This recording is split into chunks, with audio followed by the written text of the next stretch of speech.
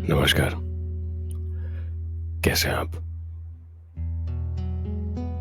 काफ़ी दिनों से मन कर रहा था कि एक ऐसा पॉडकास्ट रिकॉर्ड करूं जो करंट सिचुएशन पे डील करता हो, मतलब उससे रिलेटेड हो। फिर कल रियलाइज हुआ कि फरवरी का महीना चल रहा है। कुछ स्टेट में बोर्ड एग्जामिनेशंस अनाउंस हो चुके हैं ऑलरेडी, और वेरी शॉर्टली कॉलेजेस में भी एग्जामिनेशन शुरू हो जाएंगे। So I thought that why not this situation? और वैसे भी आई थिंक डिस्कशन पॉइंट तो है ये। डिस्कशन पॉइंट इसलिए नहीं क्योंकि एग्जामिनेशंस है, डिस्कशन पॉइंट इसलिए क्योंकि इस एग्ज़ाम के चलते बच्चों में कंपटीशन होती है, बच्चों में रेस लगी हुई होती है आगे निकलने की, बच्चों में स्ट्रेस डेवलप होता है इन सब चीज़ों की वजह से। और पेरेंट्स, उनकी महत्वाकांक्षाएं, उनका मन होता है कि मेरा बच्चा आगे निकल जाए, सबसे अव्वल नंबर पर आए। मुझे याद है मेरी जो दादी थी वो हमेशा कहती थी कि तू जज बनेगा। उनके मन में ये था कि मैं जज बनूं। खैर, मैं जज तो नहीं बना, पर उन्होंने कभी जज बनने के लिए मुझे स्ट्रेस भी नहीं दिया था, कभी पुश नहीं किया था कि तू पढ़ाई नहीं करेगा तो ये हो जाएगा, वो हो जाएगा। देखिए, बच्चा आगे निकल गया तो पीछे रह गया। देख, उसके मार्क्स अच्छे आए, ये तो डेफिनेटली जज बन जाएगा।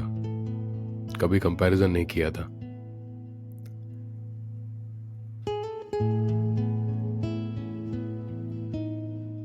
ये एक मुद्दा है, मेरे ख्याल से बहुत बड़ा मुद्दा है पेरेंटिंग का।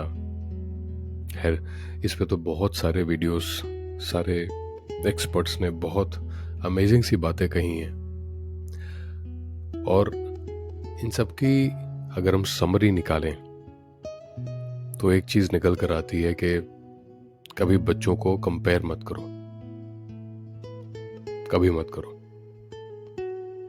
एक चीज निकल कर ये आती है कि बच्चे जिस तरीके से, जिस दिशा में जाना चाहते हैं, जहां पर उनका इंटरेस्ट एरिया है, वहां उन्हें जाने दो, समझाओ,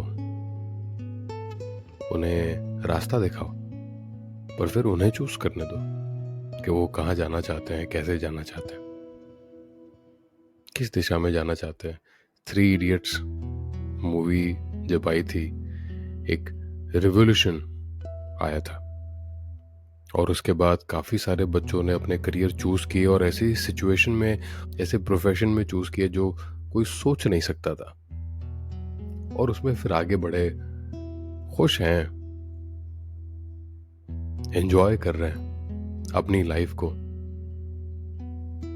प्रेशर नहीं है, अननेसेसरी टेंशन नहीं है। जो टेंशन उनके दिमाग में डेवलप हो जाती है ये कंपटीशन को लेकर के, अगर मेरे मार्क्स अच्छे नहीं आए तो मेरे घर पे क्या सिचुएशन होगी, पापा क्या कहेंगे, मम्मी क्या कहेंगी, मेरी दादी क्या कहेंगी, मेरी फैमिली क्या कहेगी, मेरे दोस्त क्या कहेंगे। कुछ भी नहीं, ये सब नहीं होगा। पता है आपको, हम सब ना टीनेज सिचुएशन में से बाहर आए हैं। पहले किड सिचुएशन में, फिर टीनेज। हमारी सबकी ना एक अलग सी दुनिया थी। स्कूल में, कॉलेज में हमारी एक अलग सी दुनिया थी, और उस दुनिया को हम बहुत अच्छे से जीते थे। दोस्त बनते थे, रिलेशनशिप्स बनती थी, सब कुछ होता था, और उसमें से सारी बातें हम हमारे घर पर आकर नहीं कहते थे। कहते थे, हर एक बात कहते थे, हर एक बात तो नहीं कहते थे। अच्छी अच्छी बातें करते थे, कहते थे, पर कुछ ऐसी बातें थी जो हमें स्ट्रेस देती थी, जो हमारी उस दुनिया से बिलोंग करती थी, और वो हम घर पर आकर नहीं कहते थे।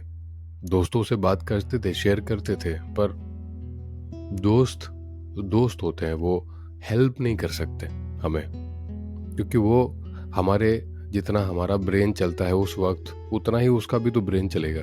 हमारी ही उम्र का है तो उतना ही चलेगा, तो वो उतना ही एडवाइस दे पाएगा जितना हम सोच सकते हैं, उससे ज़्यादा वो एडवाइस नहीं दे पाएगा।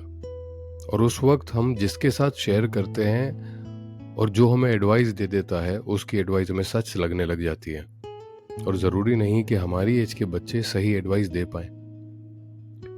तो ये बहुत ज़रूरी है कि बच्चे अपने पेरेंट्स के साथ आकर बात करें। पर वो कब करेंगे? जब पेरेंट्स की और बच्चों की रिलेशनशिप, उनकी बॉन्डिंग सुपर स्ट्रांग होगी। हालांकि कई बार ऐसा होता है कि बहुत स्ट्रांग होने के बावजूद बच्चे नहीं कह पाते, विच इज ओके। पॉइंट ये नहीं है, पॉइंट ये है कि जो पेरेंट्स का जो प्रेशर होता है, वो प्रेशर इस स्ट्रेस के साथ ऐड ऑन हो जाता है, और ये बच्चा ना रियलाइज कर पाता है, ये बच्चा ना किसी को कह पाता है, ना कुछ सिचुएशन, ये बस ऐसे ही हवा में चीजें चल रही है, और उसका रिजल्ट क्या निकलेगा वी डोंट नो।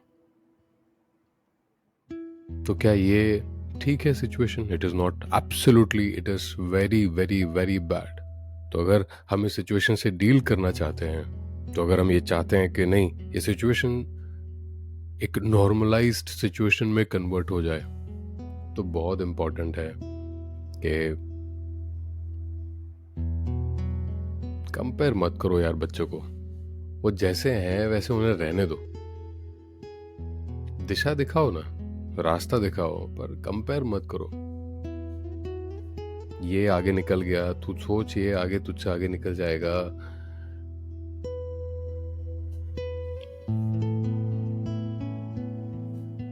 हो सकता है कि हमारे पेरेंट्स ने कभी हमें कंपेयर किया हो,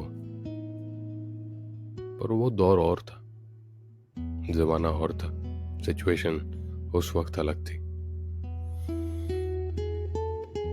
और कंपैरिजन के वक्त ना बच्चों पे इफेक्ट बहुत पड़ता है, फिर वो चाहे कोई भी एज के हो। In fact let me tell you one more thing, comparison का असर तो बड़ों पर भी पड़ता है। अगर हमें ऑफिस में कंपेयर किया जाए, अगर हमारे प्रोफेशन को, हमारी सैलरी को, हमारी इनकम को किसी के साथ कंपेयर किया जाए, अगर हमारी कार को, हमारे लाइफ स्टेटस को कंपेयर किया जाए, तो कैसा लगेगा? अच्छा नहीं लगेगा, बहुत बुरा लगेगा। तो यार अगर हम इतने मैच्योर्ड हैं और अगर हमें इतना बुरा लग सकता है, तो सोचिए बच्चों की क्या हालत हो रही होगी, क्या सिचुएशन हो रही होगी उनकी। उनका तो ब्रेन इतना डेवलप भी नहीं हुआ है। बहुत बुरी सिचुएशन है अगर बच्चों को कंपेयर किया जा रहा है तो। और एक और बात, जो बच्चे कंपेयर नहीं होते, कभी जाकर उनकी परफॉर्मेंस एक बार देखिएगा। हम बड़े जो कंपेयर नहीं होते, कभी जाकर उनकी परफॉर्मेंस देखिएगा। कोई खुद को किसी के साथ कंपेयर करे, मैं अगर खुद को किसी के साथ कंपेयर करूं, up to some extent it is okay, पर अगर मैं खुद को भी अगर किसी के साथ एक एक्सट्रीम लेवल पर कंपेयर करने जाऊं, ट्रस्ट मी, ये मेरे लिए स्ट्रेस डेवलप करेगा, which is not good, which is not good. हर इंसान की अपनी कैपेसिटी होती है, और उस कैपेसिटी के हिसाब से ही उसे आगे बढ़ना चाहिए, उसको एक्सेप्ट करना चाहिए, धीरे धीरे धीरे धीरे बढ़ाना चाहिए, यूं करके नहीं। यू नो, रिव्यू करना और कंपेयर करना ये दो अलग बातें हैं. जब हम फेल होते हैं, जब हमारी परफॉर्मेंस अच्छी नहीं होती है, तब हमें लगता है कि हाँ, यहाँ पर हमें रिव्यू करने की ज़रूरत है, यहाँ पर हमें करेक्शन करने की ज़रूरत है. तो करेक्शंस करने के लिए जो स्टेप्स लेने चाहिए, करेक्शन करने के लिए जो हमें डेवलपमेंट्स करने चाहिए, that is completely a different story. मतलब ये बिल्कुल अलग बात है. तो उसको उस करेक्शन लेवल पर ही रहने देना चाहिए, उसको उस करेक्शन लेवल पर ही, मतलब बच्चों को भी उसी स्टेज पर से वहां से आगे बढ़ना चाहिए. They should know what to do, what not to do, what is right, what is wrong, किससे उनका बेनिफिट हो सकता है, किस तरीके से वो आगे बढ़ सकते हैं, खुद को करेक्ट कर सकते हैं, कौन से स्टेप्स लेने चाहिए, क्या गलतियां हैं, क्या सही है. हम ये उनको एडवाइस दें, पेरेंट्स उन्हें ये एडवाइस दें, उन्हें समझाएं, मेंटोर्स उन्हें ये सारी इंफॉर्मेशन दें, एक्सपर्ट्स ये बातें उनसे करें. That is absolutely wonderful, that is absolutely beautiful. In fact ये बच्चों पर लागू नहीं पड़ता है, ये हर किसी पर लागू पड़ता है. अगर हमारी परफॉर्मेंस, फॉर एग्जांपल अगर मेरी खुद की परफॉर्मेंस कई बार ऐसा होता है कि ठीक नहीं होती है, तो I would always try connecting with some mentor and I would speak with them कि यहाँ पर ये प्रॉब्लम हुआ है, तो मैं कैसे करेक्ट करूँ. जब मैंने कोई काम किया और कहीं कोई रिजल्ट ठीक नहीं आया, या मेरे हिसाब से नहीं आया, या इनअप्रोप्रिएट आया, या समथिंग जो मैंने नहीं चाहा था और वो रिजल्ट आया, तो मैं कभी खुद को भी कंपेयर नहीं करता. I never compare. Correction, corrective actions, review, ये मैकेनिज्म हर किसी की लाइफ में होना है और होना ही चाहिए. बट वो रिव्यू के बाद आगे जो रिजल्ट आता है, we should learn to accept it, we should learn to gracefully accept it. और फिर वहां से हम कैसे ऊपर जाना चाहते हैं, हमको वो रास्ता बनाना चाहिए. और फॉर दैट मैटर जो न्यू जनरेशन है, जो नई जनरेशन है, उनको भी यही चीजें सीखनी चाहिए कि किस तरीके से ऊपर जाने का सही रास्ता बनाया जाए, सही रास्ता चुना जाए. बाकी आप सब काफी समझदार हैं, तो ख्याल रखिएगा. लाइफ बहुत ही खूबसूरत है, लाइफ बहुत ही इम्पोर्टेंट है, और हमारा दिमाग ना ये छोटी छोटी बातों को यहाँ से सीधा यहाँ पर कनेक्ट करता है. सेंटिमेंट्स, इमोशंस यूं कनेक्ट कर जाते हैं, पता नहीं चलने देते. और जब ये कनेक्ट हो जाते हैं ना, फिर उसका रिजल्ट जो निकलता है वो अतरंगी रिजल्ट निकलता है. तो इस अतरंगी रिजल्ट को एक ठीक ठाक रिजल्ट रहने देते हैं, अच्छा रिजल्ट रहने देते हैं. एग्जाम्स आ रही हैं, तो सारे बच्चों को wish you all the best. मेरी एग्जामिनेशन जब थी ना, तो मैं भी स्ट्रेस लेता था, रात भर जागता था, सुबह 4-4:30 बजे तक स्टडीज करता था, अच्छे से स्टडीज करता था. दोस्त मेरे सारे मेरे साथ बैठे रहते थे और स्टडीज करते थे. पेरेंट्स सपोर्ट करते थे बहुत ज़्यादा, चाय बनाना, कॉफ़ी बनाना एंड एवरीथिंग. और मुझे भी बनाना आ गया था, तो मैं भी बना लेता था. बस कंपैरिजन नहीं होता था, and that was wonderful. Comparison नहीं होता था. कंपेयर मत करो यार, बच्चों को बच्चा रहने दो, उनको अपनी दिशा में खुद आगे बढ़ने दो. मोटिवेट करो उन्हें, सपोर्ट करो उन्हें, और फिर देखो वो आपको क्या अमेजिंग सा रिजल्ट ला कर देते हैं. You will be feeling blessed. बच्चों को तो ठीक है यार, खुद को भी कंपेयर मत करो, मत करो. Comparison is not good, it's never good. जब जब हम एग्जाम्स देते हैं और तो मार्क्स आते हैं, मेरे इतने आए, उसके इतने आए, उसके इतने आए, तो कंपटीशन तो ऑलरेडी है ना, कंपैरिजन तो ऑलरेडी चल रहा है।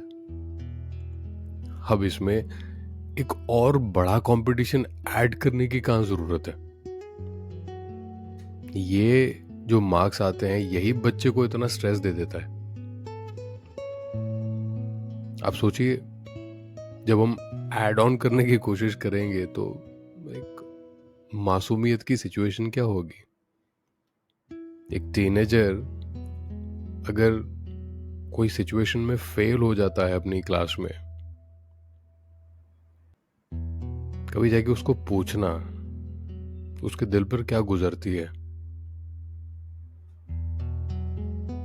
उस वक्त ना उसे सपोर्ट की जरूरत होती है, कंपैरिजन की नहीं। उसे बहुत ज्यादा सपोर्ट की जरूरत होती है,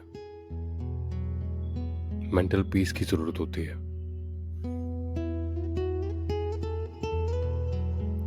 आई थिंक वो जरूरी है। I think we need to talk about that. यार, तो अपना ख्याल रखिएगा एंड नमस्कार।